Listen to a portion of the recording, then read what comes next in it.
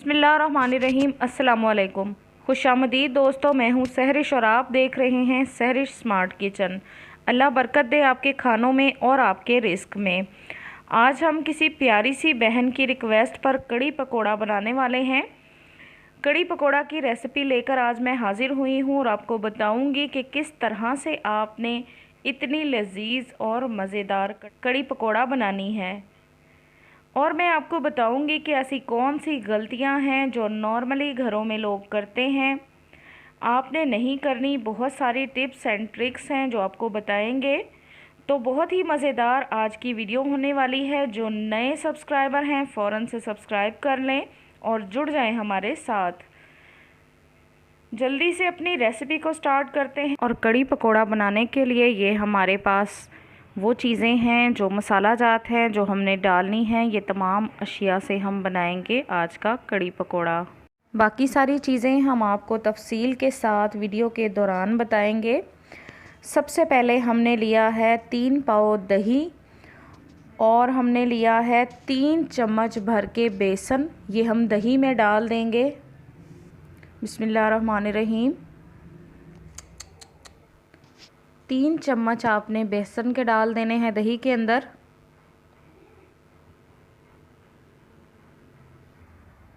अब आपने इसको अच्छे से मिक्स कर लेना है। आप चाहें तो इसको ग्राइंडर भी कर सकते हैं। इस तरह से हमने इसको ग्राइंडर कर लिया है। दही आपने 1 दिन पुराना लेना है ताकि दही खट्टा हो। अगर दही खट्टा हो तो आपकी कड़ी बहुत ही ज़्यादा मज़े की बनती है।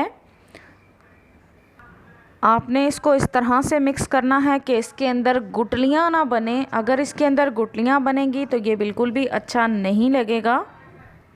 अब दूसरी तरफ हम लेंगे एक प्यारी सी कढ़ाई और इसमें डाल देंगे 1 कप कुकिंग ऑयल। बिस्मिल्लाहिर्रहमानिर्रहीम। जब कुकिंग ऑयल गर्म हो जाए तो आपने इसके अंदर एक प्याज डाल देना है जो कि मैंने चॉप करके रखा है इस तरह से। आप चाहें तो बारीक काट लें। अब हम इसमें डाल देंगे।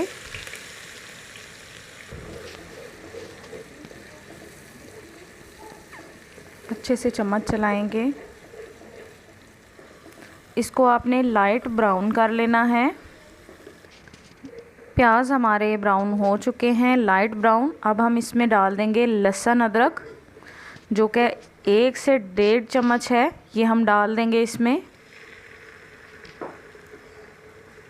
अच्छे से हमने इसको भून लेना है 4 से 5 मिनट। आपने जलने नहीं देना इसको। अगर ये जल रहा है तो 2 चम्मच के बराबर आप इसमें पानी डाल दें, बिल्कुल थोड़ा सा।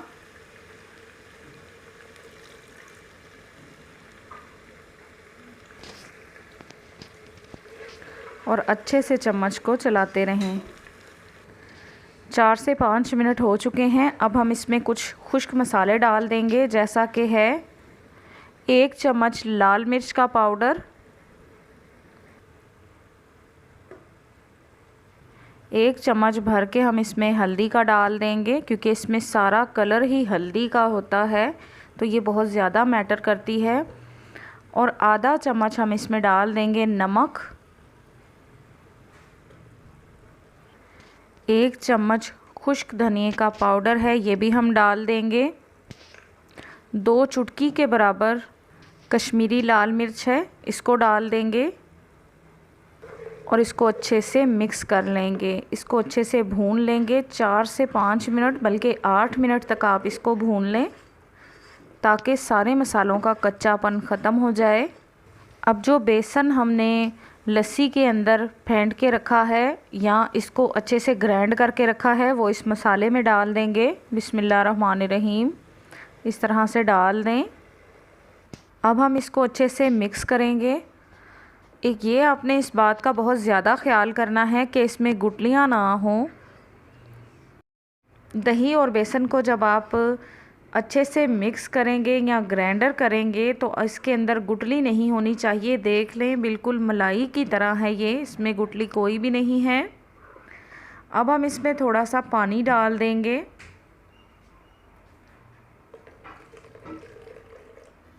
और इसको अच्छे से मिक्सअप करने के बाद हम ढक्कन लगा के रख देंगे। फ्लेम आपने इसकी मीडियम रखनी है। मीडियम फ्लेम पर आप इसको रख दें। तकरीबन आपने 1 घंटा इसको मीडियम फ्लेम पर रख देना है। बीच बीच में आपने इसको चेक करते रहना है। अब दूसरी तरफ हम बनाते हैं पकोड़ों का मसाला। तो सबसे पहले हम लेंगे यहाँ पे बेसन, जो कि है 400 ग्राम। इसके बाद हमने प्याज ली है बारीक कटी हुई।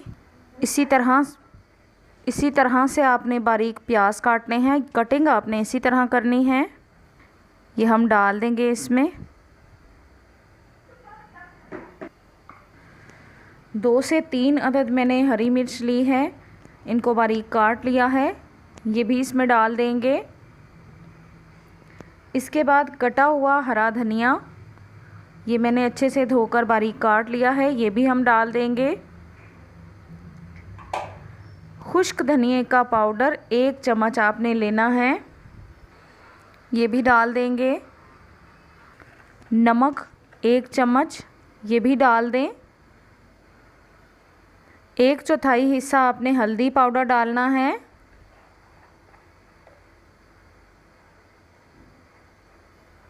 ज़ीरे का पाउडर है 1 चम्मच, ये भी हम डाल देंगे। कुटी हुई लाल मिर्च, कश्मीरी मिर्च, ये आप डाल सकते हैं आधी से चौथाई चम्मच के बराबर। लाल मिर्च पाउडर और कश्मीरी मिर्च में क्या फ़र्क है? इसमें फ़र्क ये है कि जो कुटी हुई कश्मीरी मिर्च होती है ये तीखी होती है, इसलिए इसका इस्तेमाल किया जाता है। अब हम करेंगे अच्छे से इसकी मिक्सिंग। इसको अच्छे से मिक्स करना है। अब हम इसमें पानी डाल के इसको अच्छे से करेंगे मिक्स। आपने ज़्यादा पानी नहीं डालना, इसको पतला नहीं करना आपने, गाढ़ा सा आपने इसका थिक सा पेस्ट रखना है ताकि आपके पकोड़े अच्छे से बने।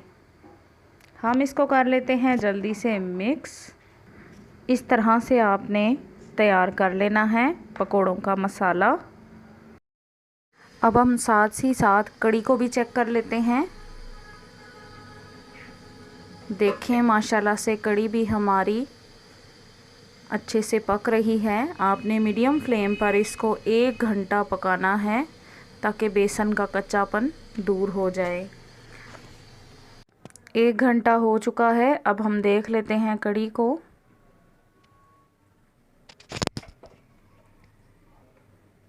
देखें माशाल्लाह से ये गाढ़ी हो चुकी है, इसका कच्चापन दूर हो चुका है। कड़ी हमारी बिल्कुल तैयार है।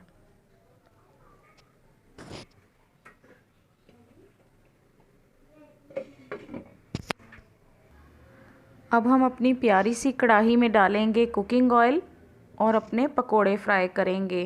बिस्मिल्लाहिर्रहमानिर्रहीम। कुकिंग ऑयल को हमने अच्छे से गरम करना है। ऑयल हमारा अच्छे से गरम हो चुका है। अब हम इसमें डाल देंगे पकोड़े। बिस्मिल्लाहिर्रहमानिर्रहीम। इस तरह से आपने पकोड़े डाल देने हैं इसमें। इसी तरह से हमने सारे पकोड़े डाल देने हैं।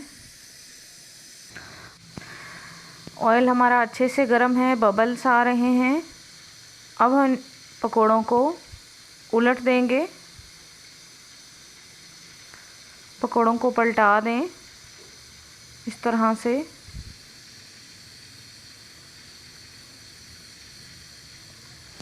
कम से कम आपने 8 से 10 मिनट तक पकोड़ों को मीडियम फ्लेम पर फ्राई करना है ताकि ये अंदर से कच्चे ना रह जाएं। माशाल्लाह पकोड़ों का खूबसूरत सा कलर आ चुका है। माशाल्लाह देखें पकोड़े हमारे खूबसूरत से तैयार हैं, बहुत ज़बरदस्त इसका कलर आ चुका है। इसी तरह से आपने सारे पकोड़े तल लेने हैं।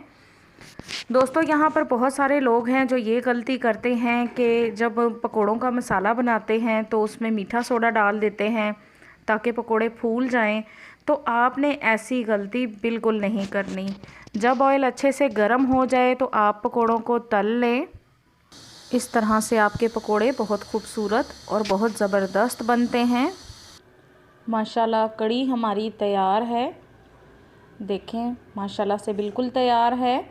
तकरीबन 1 घंटा इसे हो चुका है। बेसन का कच्चापन टोटली ख़त्म हो चुका है, खुशबू फैली हुई और बहुत क्रीमी सा इसका टेक्सचर है। अगर आप चाहें तो इसमें कड़ी पत्ता डाल सकते हैं, मैंने नहीं डाला इसमें कड़ी पत्ता। जैसा कि मसाला भूनते वक्त हमने इसमें टमाटर का इस्तेमाल नहीं किया। कुछ लोग हैं जो कड़ी में टमाटर का यूज़ करते हैं, मुझे टमाटर कड़ी में पसंद नहीं, इसलिए मैं अभी इसमें इमली डाल रही हूँ। ये 2 चम्मच के बराबर इमली थी जो मैंने भिगो के रखी थी, ये डाल दी हमने। 3 से 4 खूबसूरत सी हमारे पास हरी मिर्ची है, ये हम डाल देंगे। बिस्मिल्लाह। हरा धनिया मैंने काट के रखा है, वो हम डाल देंगे इसमें। हम अच्छे से इसको मिक्स करेंगे ताकि इसके अंदर मिर्च और धनिया अच्छे से मिक्स हो जाए। दूसरी तरफ अब हम तड़का तैयार करते हैं। एक पैन में हमने कुकिंग ऑयल ले लिया है। अब हम इसमें 1 चम्मच सफ़ेद ज़ीरा डाल देंगे साबुत। 4 से 6 अदद ये गोल मिर्च है लाल, ये हम डाल देंगे। इनकी खुशबू आने तक हम इनको थोड़ा सा फ्राई करेंगे और तड़का लगा देंगे। अब हम कड़ी के अंदर पकोड़े डाल देंगे। बिस्मिल्लाहिर्रहमानिर्रहीम। और इसके ऊपर हम तड़का डाल देंगे। बिस्मिल्लाहिर्रहमानिर्रहीम। आहिस्ता से आपने तड़का लगाना है इसके ऊपर।